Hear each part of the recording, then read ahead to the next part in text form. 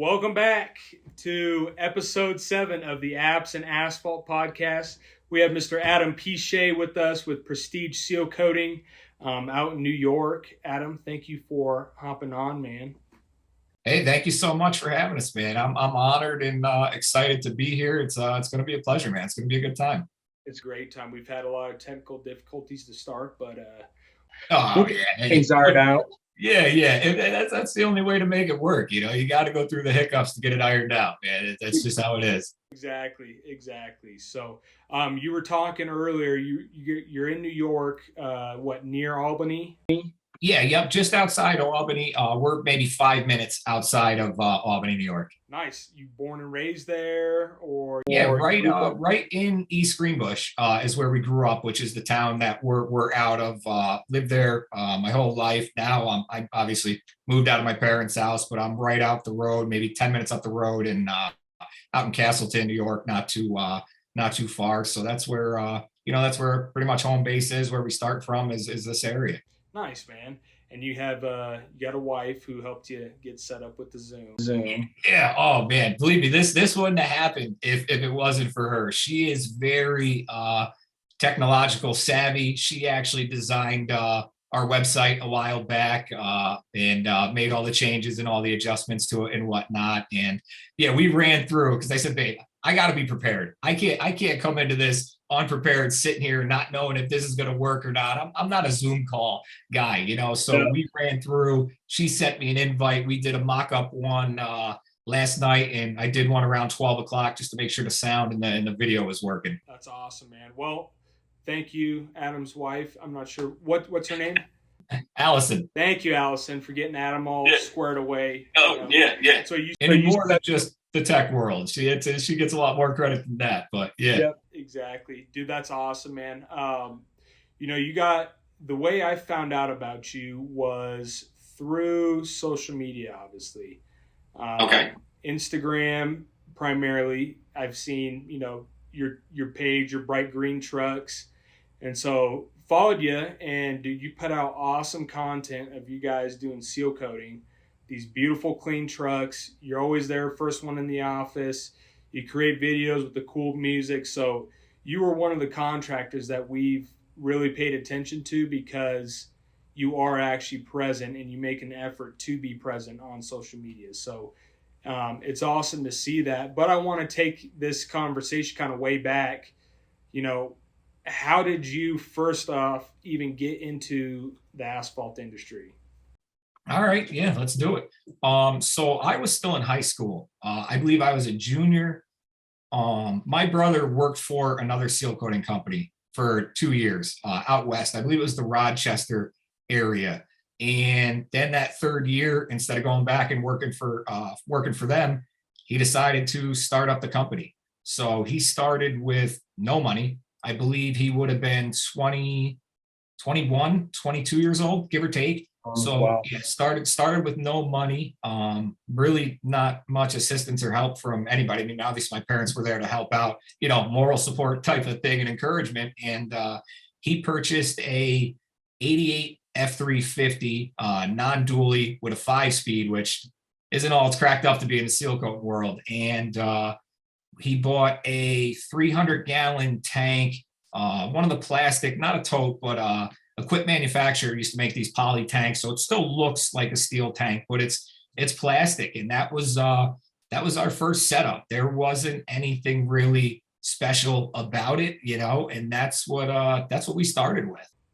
Dude, that's a humble beginning, so to speak. Oh, absolutely. I wish I had more photos back then, but you're talking 99, 2000. I think we were still rocking Samsung flip phones. I don't even think the BlackBerry Storm was really out yet. So there's not a whole lot of documentation. To my knowledge, I have one photo of the black truck in his buddy's driveway, and that's the only photo I have. He has one. We actually had the truck red before we painted it black because it looked awesome red. We just couldn't keep it clean. Early on, it's tough to keep things clean because you don't have the process down to a science yet. You're getting dirty. You're getting a lot dirtier than you should. It's no different than anything else. So the truck was red, then it went black, and we had that truck for a while. Or I couldn't tell you how many years, but a pretty long time. So that's you guys' earliest memories of Prestige to Yeah. what it is now. Now you guys Yeah, got a yeah. pretty good sized fleet. I mean, Yeah. I like the branding that you guys do. It's the all green trucks. You got a couple tanker trucks as well. Do you guys spray out of the back of those, or those just hold your material and you have a wand sprayer? Yeah, we do every driveway we do is hand applied. And it really wasn't a thing that was by choice. It's just in this area, nobody really sprays driveways. So all the driveways in this area, and pretty much probably in a 70, 80 mile radius, they're being hand applied for the most part. So we hand apply all residential, and then three of the trucks are set up to spray commercial. I mean, they're obviously being used to broom residential as well, but they're set up to spray any commercial work or anything like that. Nice. How long you guys got the timing down to science now? How long it take you to do a driveway? Yeah. All we hear constantly is you either hear two words. You either hear, wow, you guys are a well-oiled machine, or you hear exactly what you just said. You guys have this down to a science. And we do 1,000 square foot driveway that doesn't need crack fill. We can pull up, edge the grass, blow it off, sweep any dirt, seal it, tape it off, be out of there. I used to say 7 minutes, but we're actually probably faster than that now. I'd say we can get it done if we had to. 5.5, 6, somewhere there. And the big misconception with that is we're not rushing. We're not doing sloppy work. So like, it's just when you do the same thing over and over and over and over, you're gonna get good at it. Like, I don't care what it is. Like, just imagine when you're on podcast episode 33, it's gonna be amazing, because you've gone through the motions hundreds of times. You've done the conversations, you've done the homework, you've figured it all out. So that's really all we're doing.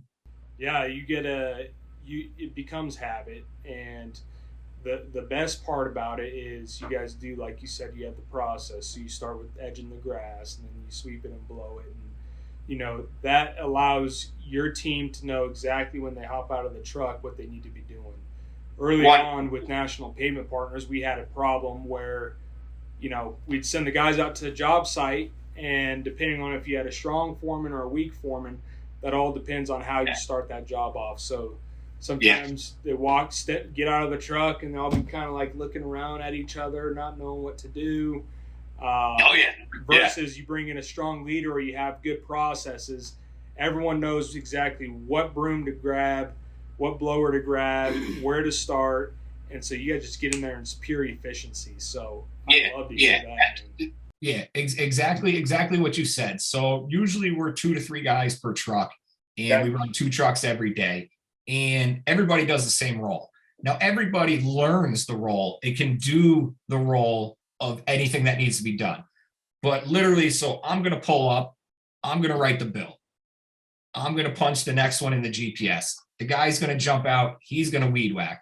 The other guy's going to pound stakes, he's going to blow. So by the time he's coming up with the blower, the other guy's coming down the other side of the lawn, weed whacking, and I'm getting either buckets ready to be brought up the driveway. We're backing the truck up the driveway, we're sealing, and we're out of there. It's not rocket science, but I don't know, it's one of those things, you hear the term KISS, keep it simple, stupid. A lot of guys want to make the process more complicated. And I don't know if it's to sell the homeowner on this exaggerated price, to say, look how difficult it is what we did. We were here for an hour and a half. This is the price. And they justify it through time. And I'll be honest with you, there's times it works against us. A lot of people that are used to somebody else doing their driveway, and then they hire us. That guy was there 45 minutes. We come in and out in 7 minutes, 10 minutes, whatever it is. And it's hard for them not to feel like, hey, did they cut corners? Did they miss a spot? And it's just, so our regulars understand us. They get what we do. But for new people and a lot of older people, and I don't hold it against them, because honestly, if you pulled in and you charged me $400 and I was watching you out the window and I went to the fridge quick and I came back and you're at the bottom of the driveway and you're taping it off, I'm going to wonder the same thing too. I'm going to look outside, even if I don't know what I'm looking at. I'm going to walk the grass line looking at that driveway going, this can't be right. Like it just can't be right. And so, it has its pros and cons, and it works against us. I mean, it has its, you can go to the point where I think we've got at least one or two, maybe 1-star reviews on our Google, basically saying we're overpriced for the amount of time we were there. And that's fine. I don't take it personally. I understand it from your point of view. We're not going to be for everybody. We're not selling ice cream. We're not going to make everybody happy. And, the longer you do something, you can say you can be okay with that. In the beginning and in the early years, you got to please everybody. But as you become more established, you now get to cherry pick who you want to work with and who you don't want to work with. And that's fine. We can part ways. I'm not going to say anything bad about you. I'm not going to write this horrible response to you. I'm just going to do my best to educate you within whatever your complaint is. And we move on. It's fine. Yeah. That's awesome. You brought up a great point, and that's something we talked about a couple podcasts ago, was you want to get your company to a position to where you can pick what clients you want to work with. You guys figured out your ideal customers, and unfortunately, contractors put themselves into such bad positions now because they feel like they have to be the yes men to everything. It puts their company and their reputation in a completely bad position because they don't have the ability to say yes or say no to things, and that should be a huge goal to get to where you guys are at now, where other successful companies are at, to where they decide, hey, this year, guys, this kind of clients are working for only. Everyone else, we're going to pass that off. Yeah. And you hit the nail on the head. In the beginning, we took every job we could get our hands on. Literally every single job. It didn't matter how dirty the driveway was, how cracked up the driveway was. It just didn't matter because that's what was out there. And what I tell people, what I don't think a lot of people understand is our area is heavily, it's got, at any point in time, I bet you there's 35 paving seal coating companies in our area within, I'd say, a 70 square mile radius. Wow. And it's been that way. So when we came in, there was 2 established seal coaters per town. Literally per town. There was 2 guys who have been doing it 10 years, 15 years, 20 years. We're surrounded by tons of second and third generation operations that when you're rolling by, and we were rolling by in that 88 F350, with an exhaust leak and maybe some stuff rattling, maybe the tire had a little wobble that day, they're going by in these full fleets similar to what we have today. And you're seeing that and you're going, it's hard to not say, like, Jesus, why are we out here like this? It's because that's how it feels in the beginning. You feel out of place in the beginning, and it's hard not to feel that way because, listen, no matter what you're going to do, there's guys ahead of you that started earlier. That's it. But the one thing is, you got to realize you can't make up for time. He's 55 years old. You're 25 years old. He's got 20 years in. So in the beginning, you take every job you can get your hands on, but you got to slowly get away from that. As you become more established, you got to get out of those type of projects because honestly, they waste time, they waste payroll, they waste material, and the outcome's not all that great, So we try to do work with material and people that appreciate us and material that is worth saving. Now, don't get me wrong. We do a lot of driveways. Are they all worth sealing? No. But some people, there's all sorts of scenarios. Some people are putting their house on the market and they just want it to look a little better. Some people are trying to get another 2-3 years out of it. In all reality, even if we didn't seal it, it was going to last the same amount of time, but they want to seal it. I'm not going to tell them no because they're just going to bring in somebody else to do it and they're probably going to do a bad job. So I'd rather at least do the job right and do it the best for him and give him what he wants. That's what we're in the industry to do, is to solve people's problems and help them out. So we're going to do the job. That's awesome, man. Yeah, you're speaking to the choir, man. And I want to go back to what you talked about with time and running a startup. So Spot on Site for us is a startup business in a completely different industry. But it applies to every kind of business that you run that's out there. You do have the guys that are light years ahead of you, and you have to understand that it's the small wins and successes that they hit on every single day, compounded over X amount of years, that put them that far. And you need to be okay with, I call it the process and the duration of how long it's going to take your company to get to, the well-oiled machine that it is today. And Yeah. it took national pavement partners, I would say, I mean, we've been open for 7 years. Probably in the last year and a half, 2 years is when we honestly have figured out how to turn this thing into a well-oiled machine. Yeah. It was either we were, maxing out on one side and dropping the ball on the other, or just kind of all over the place. Now we finally got to a point where we got the processes, the people, the equipment, the look, the brand, the reputation that has been built over this amount of time to go out there and be a star in amongst the other contractors. So it's a beautiful feeling when everything starts to come together.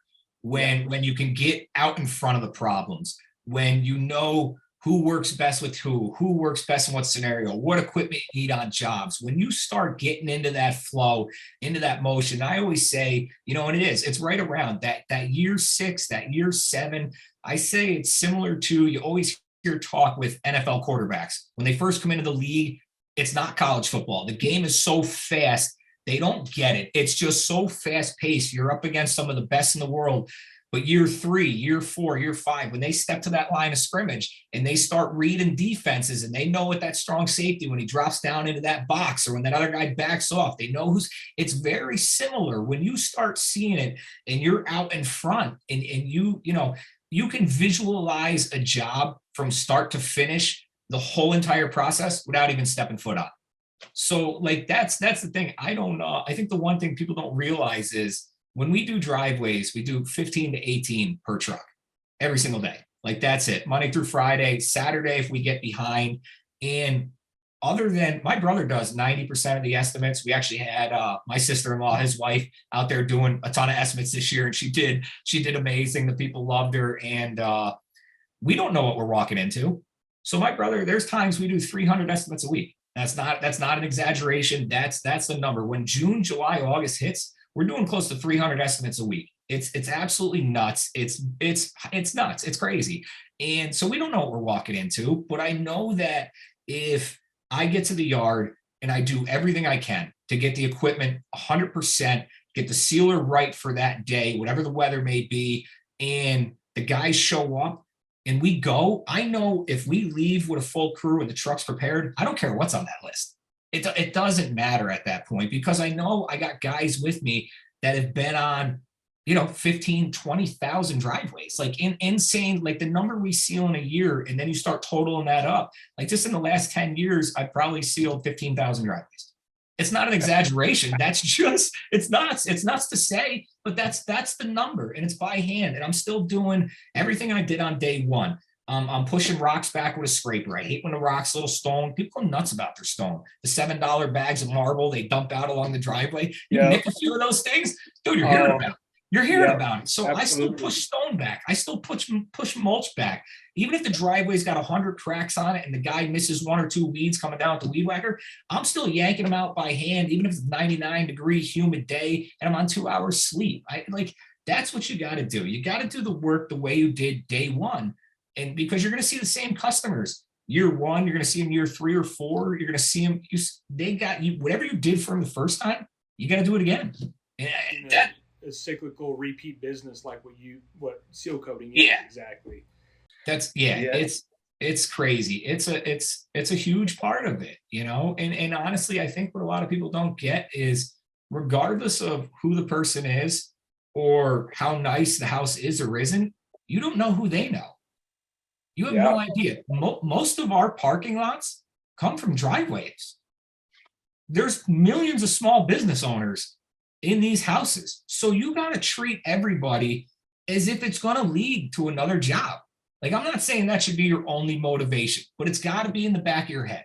It has to Absolutely. be. And that's it. So it's every job we do, I want it to come out the exact same. I want it to be like an assembly line, start to finish, from morning to night, from April to November. Everything's got to look the same. And we've done a great job at that. And you can go back.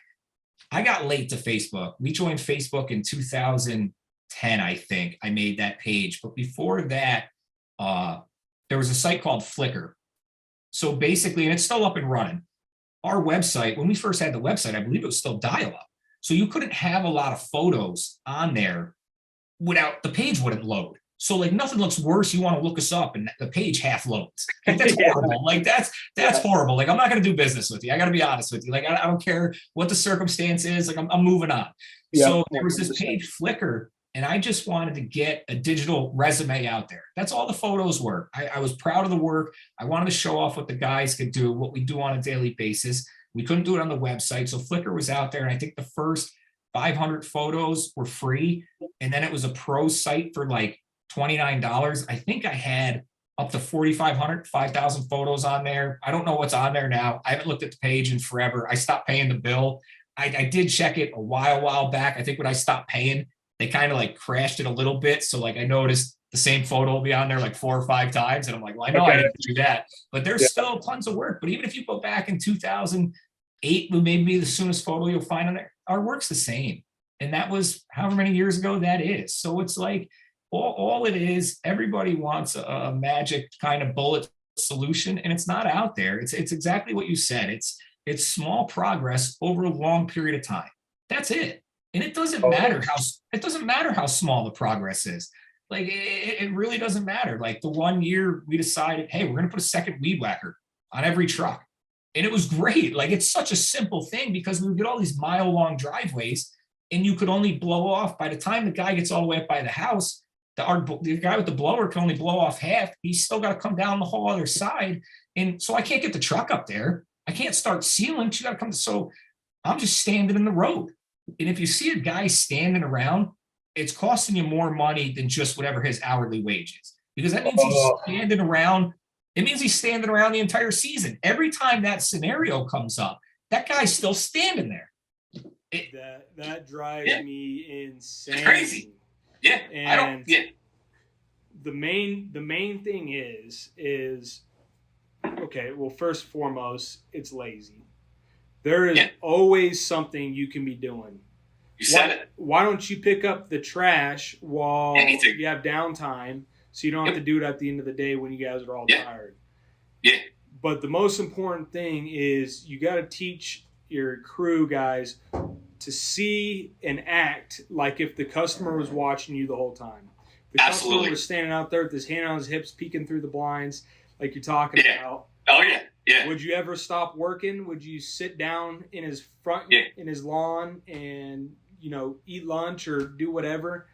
No, you wouldn't. So you need to understand how it looks to the customers, and that's part of the big training that we're going to do with our crew guys because we still have that problem, unfortunately. Yeah. It's hard. These guys are tired. They get burnt out. They're exhausted. We get it. But if a customer were to come out and see everyone sitting around, that puts a bad impression, bad taste in their mouth. And then that's when people really start to question is the dollar amount that I paid for this job worth it? Exactly. You said it. And that's 100% what it is. And like you said, I don't ever sit still. Like you said, there is always something to do. I don't care if it's take the garbage out of the cab of the truck, get it all in one spot so the next garbage can we see, we throw it out. I don't care if it's organize the steaks on the side of the bed, fill a bucket up halfway so when we get to the next one, I don't go to grab that bucket, there's nothing in it. There's always something you could be doing to get out in front and ahead of where you are. What I want to direct to, and this is all great stuff that we started with, so the in-season processes. What do you and your team do during the off season? What are you using this time for? So this time, honestly, we've come such a long way. Like as far as basically it's a reflection period right from the jump before the season ends, before you pack everything up, walk around and look at everything you've got. Write down every problem you had, whether it's a piece of equipment, whether it was a process, because it's fresh in your mind. So by the time December comes around and you've been 30 days out, you're not going to remember it. So literally before you pack it up and you're still fresh, someone's got to take inventory. 1 or 2 guys, get your best guys out there, get them to walk around and say, yep, we're changing this. We're changing this. This has got to be swapped out. We're changing this. And the out of the ordinary stuff, obviously everything, oil changes, air filters, all that stuff. You don't got to that's obvious stuff. But the big ticket items, stuff that either went wrong or could be better, that's what you're working on. What it really is, everybody, if you want to get ahead, do two things. Ask your guys flat out, just ask them, say, hey, what's the worst freaking process about what we do? What is the shittiest part of your day? Like, what sucks? Ask them, because a lot of times they don't want to sound, nobody wants to be the guy heard complaining.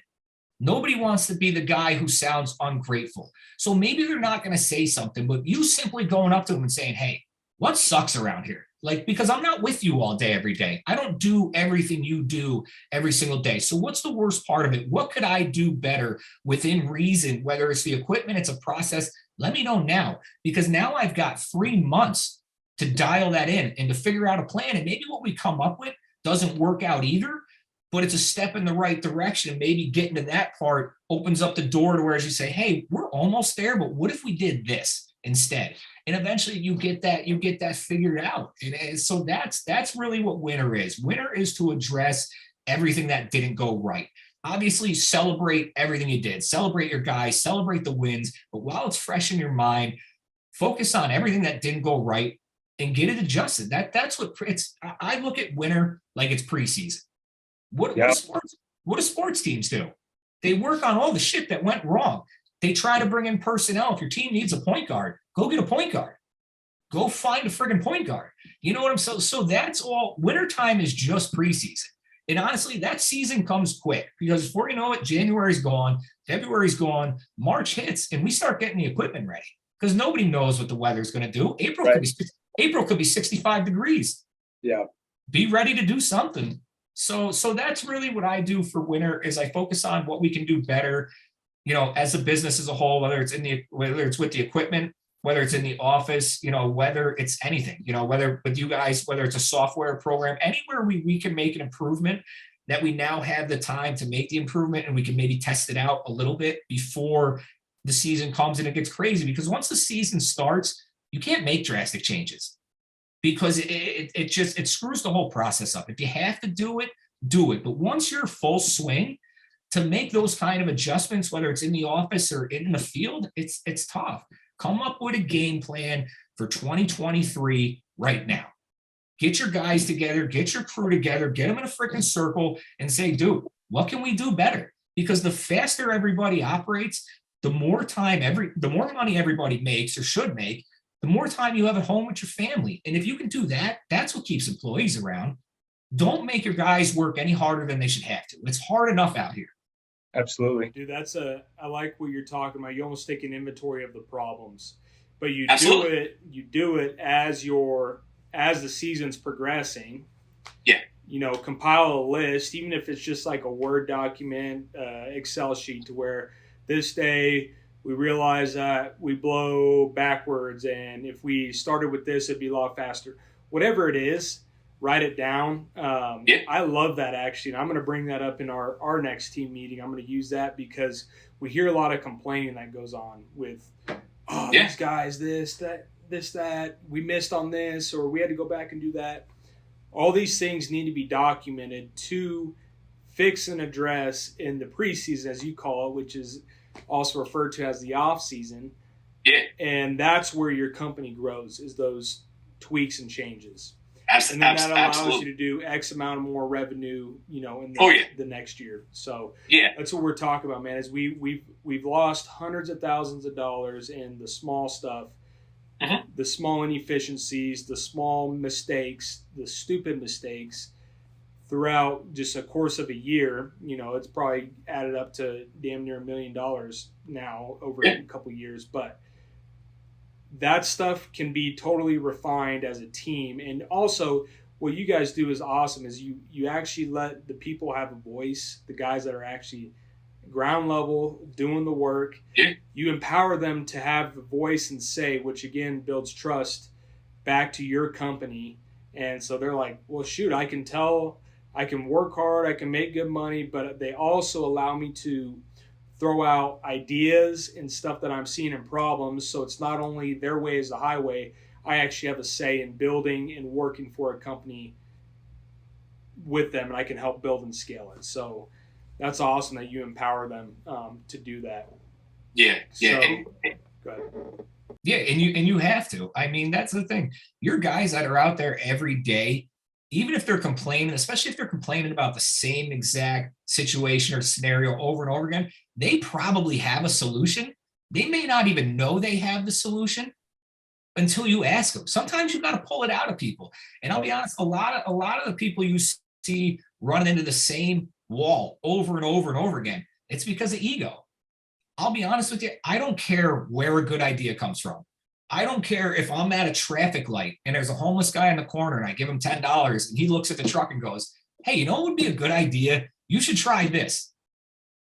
I may give it a try. If it sounds reasonable, I may go, "Jesus, I didn't think of that." Because no matter how good you are, no matter how smart you are, you only think one way. You think a linear way. We've had guys that show up and they're 1 year in and they say, "Hey, why do we do it this way?" And when you explain it to them and you're explaining to them the process and you start to hear yourself say it, you're like, "Geez, this does sound like it's too long and drawn out of a process. Let's see if we can cut half this shit in half and get it." So like, you can't care where a good idea comes from. I'm telling you right now, the guys you have on your crew have the answers how to make you guys perform better. You just got to get it out of them. A lot of people they're afraid to speak up, or they don't really want to be the guy. They don't want to be the guy that has the good idea. Everybody's different. Some people just want to keep their head down, plug away for 8 hours. And until you get inside that guy's head and really get him to open up, he could have an answer for you guys that saves you tens of thousands of dollars. You really don't know. A good idea is a good idea. It doesn't matter where it comes from. Exactly. So the paving industry it's a big kind of family industry. Absolutely. And you've started with your brother. What's it been like for you guys running a business together? Then you have obviously your sister-in-law coming in. It sounds like your wife helps out every once in a while too. Yeah. What's it been like running for X amount would you say 7 years? What's it been like running with your guys' family? Operating business with family. Yeah. And so my mom, or Donna, as we call her, she's in the office. My mom's been running the office for, yeah. So it's it's legit. We're all here. In the beginning, it's rough. You gotta remember it's an older brother, younger brother kind of relationship. So like he owns the company. My check's got his name on it. And so it's like when he tells me to do something, you got to do something, but there's times he's going to be hard on you. And you got to remember it's coming from an owner and not your brother. Sometimes you do have to differentiate. You can't take it personal, but when you're younger, you got to figure when I first started working, the first few years I was still in high school. I don't know if he needed an extra guy to fill in. So I was super young. You're talking, he's 20 something. I'm 17, 18. And in the beginning, it's rough because you have to find a way. You don't know what your exact role is. You don't know in the beginning. You could say he's the owner and I'm whatever. You could say foreman, second in command. I don't care what the title is. So like you got to figure out what your role is. And I think it gets easier as time goes. But no, I'll tell you, usually around October or November, we'll get into a big argument. And usually it's over nothing. Yeah, it's the end of the season, man. Dude, we're doing 3,000 plus driveways. We're doing 50, 60 commercial projects. We're going Monday through Friday, Saturday, Sunday, commercial projects, weekdays, weeknights. We're working. It's nonstop. So you don't really get a chance to process your feelings all the time. So you don't even always feel the stress building up and building up and building up. And sometimes you need somebody to take it out on. And I think we kind of both use each other as almost like a cat post, because here's the thing. He can say whatever he wants to me. I can say whatever I want to him. And in 5 minutes later, it just goes back to normal. You go, "Hey, what do we got to do?" But if you were to scream at one of the guys, that's different. You can't take it out on your crew. That's different. So, and that's, I don't care. That's any family business, whether it's paving, roofing. It's just one of those things because you're in a territory that a lot of people don't understand unless you're in it. You're doing the job of what, if you were a major corporation, everybody's doing the job of what would be 5, 6 different people, but you're one person. You're one freaking person. So yeah, so stress levels are high, but I was impressed. It's funny you said that. We didn't get in an argument at all this year. I was even waiting. I was even waiting because I'm like, in my mind, I'm like, it's October, tensions are going to be high. We're tired, we're exhausted, and we went balls out this year. It was a very busy year, and I think, it just shows we both matured. Again, he's 44 years old. I'll be 40 next year. We've been doing this long enough that I think you learn what the other person needs support wise from you and when they need to just be left alone. So everybody knows how to push everybody's buttons. So just don't push the button. Walk away. Just walk away. When you're a family, when you work with the same guys for this long, you know the ins and outs of everything. But yeah, over with time, we've got an amazing relationship on the asphalt and off the asphalt, and we always have. But yeah, in the beginning, yeah, there's tension. That's what I was going to ask is, we got Christmas coming up, man. How the holidays good? You guys able to actually separate the business and just actually learn about, enjoy each other outside of yeah, work?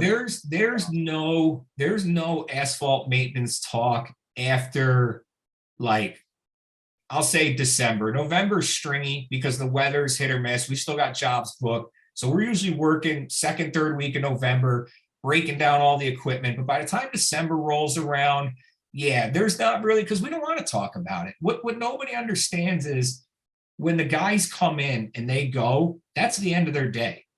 Yeah. Our day doesn't stop there. Okay. We're still figuring out, solving problems, doing emails, doing social media. He's meeting clients. There's estimates. It doesn't stop. So you're talking asphalt 24/7 from April till November. But yeah, no, absolutely. Once the season's over, leave it there. Just leave it there. Leave it there, at least on the holidays. Like if it's a work subject and you're addressing a situation that you're going to change next year, talk about it. But during the holidays, just be with your family. Talk about anything other than asphalt, because the asphalt's not going anywhere. Enjoy the family time while it's there, because you're not always going to have it forever. That's the reality of getting older. 100%, man. Yeah, it's so I don't believe in like work-life balance. Obviously, like you said, just depends on the time. What's required needs to get done. There's no work-life balance. But I do believe, and if you do set intentional time to have rest, whether it's the holidays, whether you take like a couple hours on a Saturday, just time for yourself, I do believe in being all in on that. And that's what helps keep you guys, probably sane with each other, is you guys aren't talking just asphalt all the time. You know when to start it, when to stop it. So it's a good blend. I'm glad to hear you guys have figured that out. And because unfortunately, a lot of companies and a lot of family-owned companies haven't, and they still have problems, end up spewing over years and years, and then it becomes a nightmare. And before you know it, you got not only business problems, but you got family problems, and that's problems you don't want to have. So we were talking a little bit yesterday, and just kind of getting prepped for this. You're on the forefront of the industry by just purely how you're posting and showing the company. What are some things you're excited that are going? What are you excited about that's coming up in construction and in the asphalt paving industry specifically? Yeah, absolutely. I think we're living in probably the best time for a contractor. So I think for years, all anybody was able to see was, the work trucks, the work.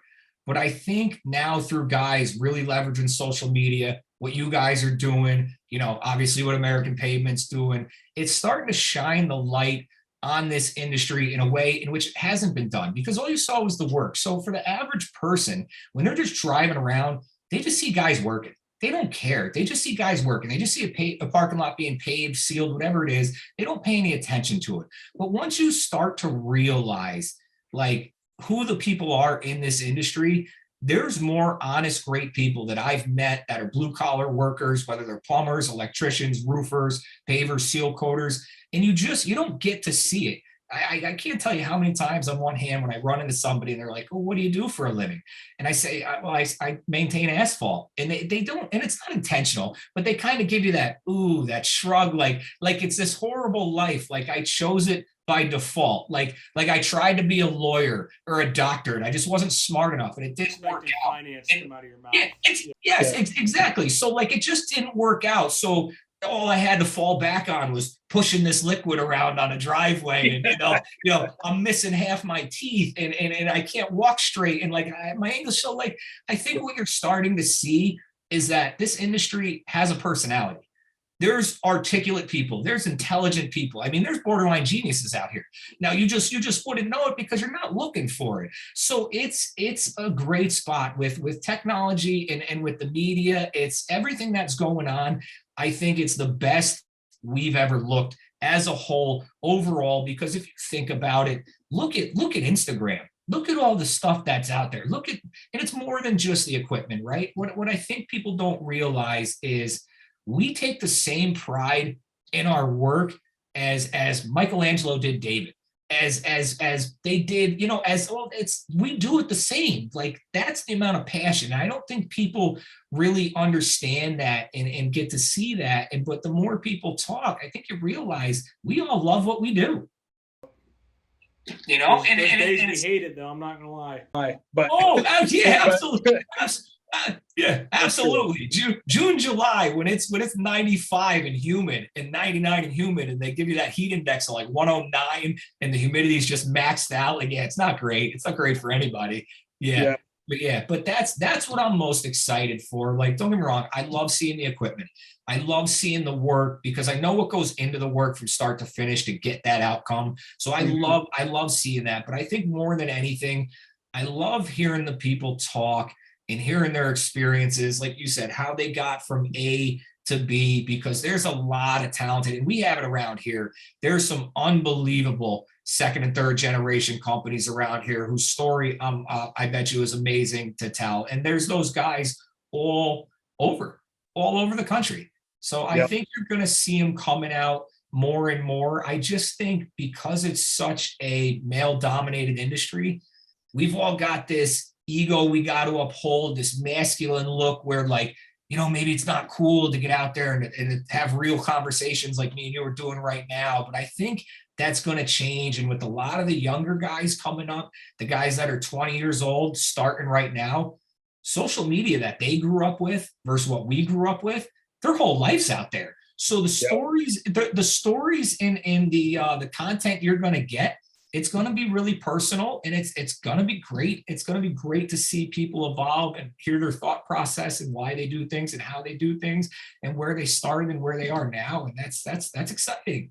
Absolutely. That's exciting stuff. Yeah, I love the way you framed all of that, man. And that's really what I'm most excited about for construction in general. And what you talked about is when you ask, when people ask what you do, you say asphalt paving. Even if you were to say you're a contractor, that automatically puts a bad little tick in their head. Like you said, there's got to be some reason why he's doing asphalt. Maybe he failed high school or whatever it is. Contracting's got such a bad reputation that that's part of our responsibility as good contractors, the ones that are getting loud on social media, showing and exposing what good people are part of the industry. That's on us to help change that. So that's a big reason why we started the podcast, is because we want to raise the standard. We raise the standard with our own business, and we've seen how our customers now treat us. They respect us, how much impact we've had on our employees. And you can create such a good life for yourself in the contracting space, which has been pushed further and further away from up and coming generation. I've growing up, my parents were my dad and mom were both kids of farmers. My grandparents were farmers. So, hard work, blue collar. My dad works, he's a land surveyor now. My mom is she works for the hospital. But going into trade school was never taught to me, or, alternate options besides college to go be a doctor. I actually went to college to be a physical therapist or a personal trainer, and here I am today. But either way, it was never pushed or taught to us that you can still make a great living doing these trades. And you hear more and more horror stories that only get exposed in the contracting industry of contractors ripping people off, or they perceive us as fat, lazy, old. We got cigarette hanging out. We're missing teeth. You know, our trucks are just filthy. So it is up to us, and it's responsibility for us to help change the perception of it. Another thing I want to touch on that you said is, you know, the kind of the older generation that has been doing it for so long.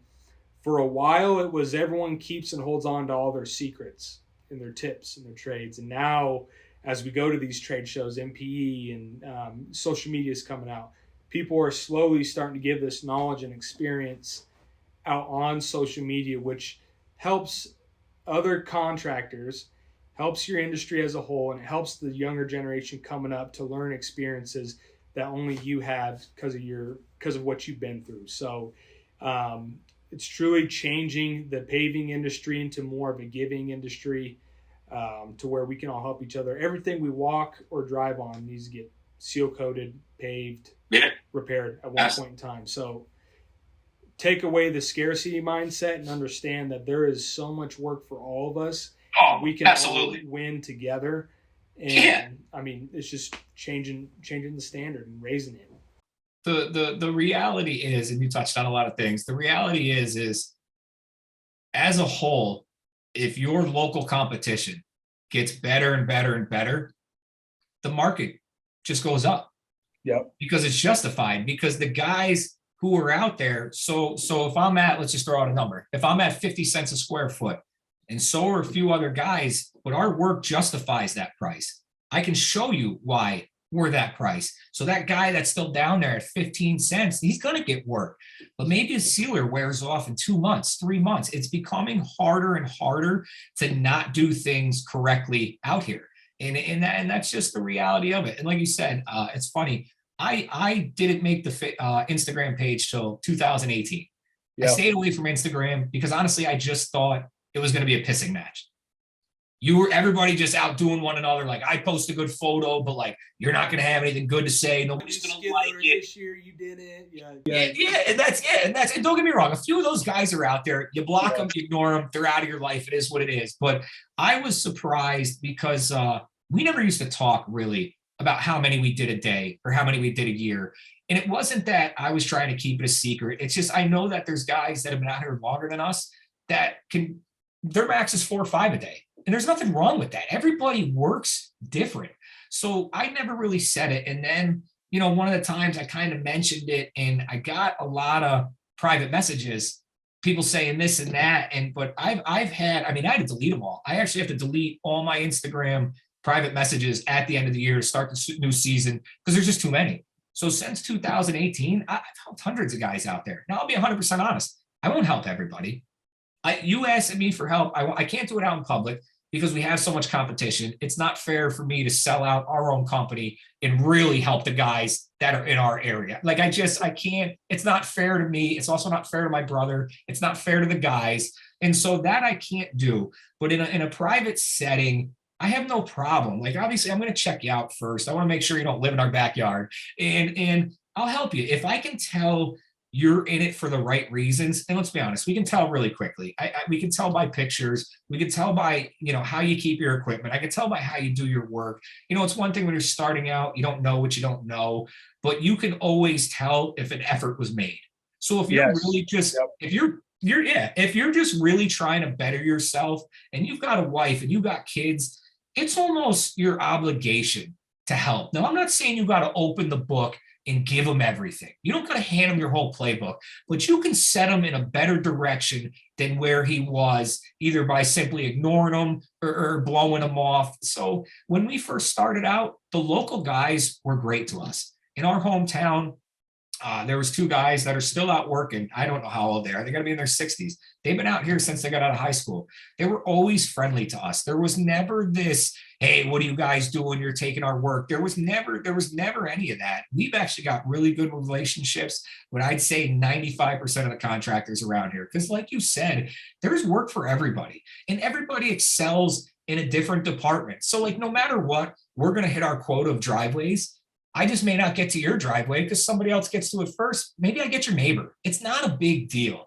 And like in the beginning, you want to feel that way because you're jealous. Like when we started off, we only did like 5 a day, 6 a day. And it was like that for, I'd say, the first while, few years. Like we used to max out at 8 a day out of one truck.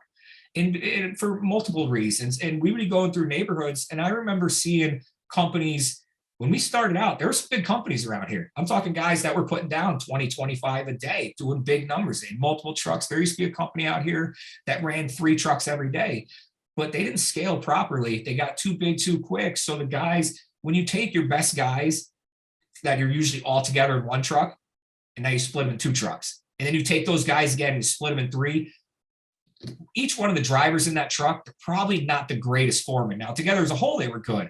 So they worked themselves out of the industry because the work got sloppier. But I remember what it felt like when we started off and you're driving into a neighborhood to do one job, and it's a shit job because it's the only company that went with you, the only house that went with you, and you had to drive by like 8 or 9 of the other guys' driveways, and you can't help but think, dude, what are we doing wrong? And it's nothing. It's just they started first. They started first. And I promise you, if you do what you've done on day one and gradually get better and still give a shit 10, 15, 20 years later, you will end up on top. I guarantee it. You'll end up on top because these guys are aging. They're aging out of the industry. Like you said, relationships sever, partners sever, companies go under for one reason or another. Some of these guys have a lot of personal problems.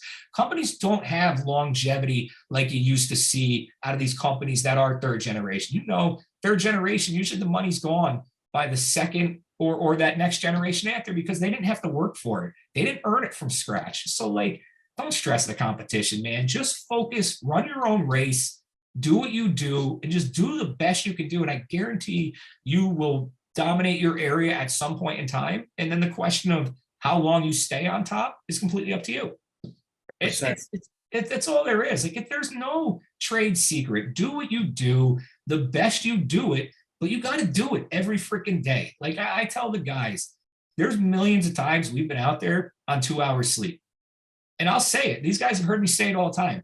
Listen, today's homeowners don't give a shit what you did yesterday. They don't care. They don't care. We did 1 million square feet over the weekend. They don't know about it. They don't care about it. All they want to know is that when they come home, they get the job they expected to see based on your social media, based on what you did for the neighbors, and based on the price that they paid. That's what they want to see. So like, you got to do it every freaking day. You got to do whatever it was that got you in the door in the first place. But it's easier said than done. It is easier said than done, absolutely. But yeah, like you said, that the customers at the end of the day don't care what excuses you have. Their expectations are their expectations, and it doesn't matter, you know. So that's awesome. You said that, man. 1 second. So yeah, I think, dude, you've freaking rocked this today, and you brought up such great points. Yeah. You know, I'm excited to get some of this other content, these clips out, because you have amazing experience, amazing wisdom on how the simple stuff that contractors often overlook and overcomplicate, it all comes back down to it. So, yeah, I'm excited to see what comes out of this. What's, as we wrap up, what's, 5-10 years look like for you? What's your long-term goals here? Honestly, staying hammering down. Like we're not going to let up anytime soon. I think one of the most fun challenges is as you age, can you be as efficient in the field as you used to be? So the thing is, so in your 20s, you got the body, right? You can do whatever you want to it. You can destroy it, but you don't necessarily have the know-how because you're still learning. So in your 30s, your body can start to decline depending, but if you treat it right, it keeps going. So my main goal, I want to be like a freaking Tom Brady, like a LeBron James. These guys are out here performing with guys half their age. Because I'll tell you right now, I will run circles around any 20-year-old. And that's just the reality of it. Because one, thanks to my wife mainly, I'm still in amazing shape. Like, do all the things you're supposed to do. I will say this. I think the one area where all these guys fail, you spend $1 million on your equipment, whatever it is, business related. What do you do for yourself? How much money have you put back into yourself? Dude, I've got a chiropractor. I've got a massage person. I got an esthetician. You got to do all the things. You got to get your skin checked so you don't got melanoma. You got to do your once a year physical. None of these guys want to do that. You got to understand, and at least in my position, I'm a tool. I'm literally no different than a piece of equipment. So in order to perform, in order to bring value to this company and to my brother, I got to be able to do all the things I can do. And I'll tell you right now, at the end of the season, it was one of the busiest seasons we've ever had. My ankles are great. My knees are great. My hands feel good. But all that takes work. So really my only goals over the winter and for the next 5 to 10 years is to keep doing what we've been doing and to stay healthy. And, we're kind of in those golden years where you can just enjoy it. Yep. We passed all the, honestly, it's out. We don't have any more problems to solve. I'll be 100% honest with you. We've beat this horse to death. Like, it sounds like you could say, oh, well, that can't be true. There's always improvements. And there is always improvements, but you have to understand the volume in which we do. When I say we've been doing it 20 years, if you put it to another contractor and what he does in a year, whether it's square footage, gallons, driveways, parking lots, our 1 year could be 4 or 5 years for them. So like, we've been on that for a very long time. So there's not much left to iron out. So it's literally like, let's get back into it. Let's enjoy it. And let's just go balls out for as long as we can do it, because I know there's going to come a time we're not going to do 15 driveways. It's going to be 12 driveways. And then it's not going to be 12 driveways. It's going to be 10 driveways. And there's no better feeling than when you're running and gunning with your crew on a perfect day and it's sunny out and everything's going right and the music's good and everybody's in a good mood. And those are the days I know that 10, 15, 20 years, I'm going to look back and I'm going to miss it. So I want to make the most of it now and just be present and be out there and go balls out and, inspire some people along the way and just keep doing what we're doing. So, I mean, we're literally going to do exactly what we've been doing for as long as we can do it. If it ain't broke, don't fix it, man. I love it, bro. Pretty much. I love it. Where can people follow you and or follow Prestige? Yeah. Post most, and we'll get some attention pushed your way. Yeah, absolutely. I don't do a whole lot on my personal stuff. I mean, obviously, I'm on Instagram. I've got a page, but I think I got it set to private because there's oddballs out there. Right. Yeah, like, and I got photos of my wife on there. This and that. Like, I don't even ever. So but anywhere where it's Prestige Sealcoating, whether it's Facebook, whether it's Instagram, I don't do a whole lot on LinkedIn. I gotta get better on that. But it's the thing is. I don't know. I don't do a lot personalized. I don't promote myself. I really don't. I do what's for the business. I never wanted the attention on me. I never wanted the spotlight on me. I don't care. I never wanted to own anything. Like for me, the money takes the fun out of it. I just want to do the work. That's it. I just want to do the work. And all the things I've done outside of that were just to help get our name out there. That was it. I did what I had to do. We joined Facebook.